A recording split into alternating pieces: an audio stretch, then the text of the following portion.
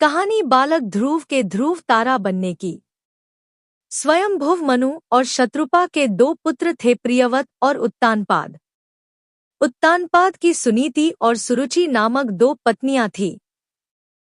राजा उत्तानपाद को सुनीति से ध्रुव और सुरुचि से उत्तम नामक दो पुत्र उत्पन्न हुए।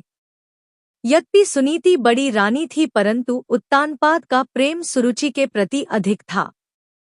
एक बार सुनीति का पुत्र ध्रुव अपने पिता की गोद में बैठा खेल रहा था।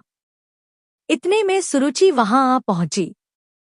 ध्रुव को उत्तानपाद की गोद में खेलते देख उसका पारा 7वें आसमान पर जा पहुंचा। सौतन के पुत्र को अपने पति की गोद में वह बर्दाश्त न कर सकी।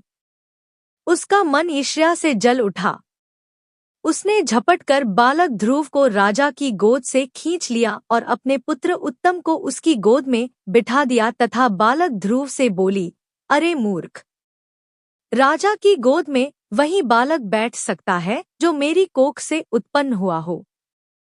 तू मेरी कोख से उत्पन्न नहीं हुआ है, इसलिए तुझे इनकी गोद में या राज सिंहासन पर बैठने का कोई अधिकार नहीं है।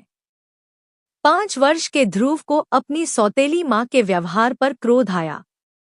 वह भागते हुए अपनी माँ सुनीति के पास आए तथा सारी बात बताई। सुनीति बोली, बेटा, तेरी सौतेली माता सुरुचि से अधिक प्रेम के कारण तुम्हारे पिता हम लोगों से दूर हो गए हैं। तुम भगवान को अपना सहारा बनाओ। माता के वचन सुनकर ध्रुव को कुछ ज्ञान उत्पन्न हुआ और वह भगवान की भक्ति करने के लिए पिता के घर को छोड़कर चल पड़े। मार्ग में उनकी भेंट देवर्षि नारद से हुई। देवर्षि ने बालक ध्रुव को समझाया, किंतु ध्रुव नहीं माना। नारद ने उसके दृढ़ संकल्प को देखते हुए ध्रुव को मंत्र की दीक्षा दी। इसके बाद देवर्षि राजा उत्तानपाद के पास गए। राजा उत्तानपाद को ध्रुव के चले जाने से बड़ा पछतावा हो रहा था। देवर्षि नारद को वहां पाकर उन्होंने उनका सत्कार किया। देवर्षि ने राजा को ढांढस बंधाया कि भगवान उनके रक्षक हैं। भविष्य में वह अपने यश को संपूर्ण पृथ्वी पर फैलाएंगे। उनके प्रभाव से आपकी कीर्ति इस संसार में फैलेगी। नारद जी के इन शब्दों से राजा उत्तानपाद को कुछ तसल्ली हुई। उधर बालक ध्रुव यमुना के तट पर जा पहुंचे तथा महेश नारद से मिले मंत्र से भगवान नारायण की तपस्या आरंभ कर दी।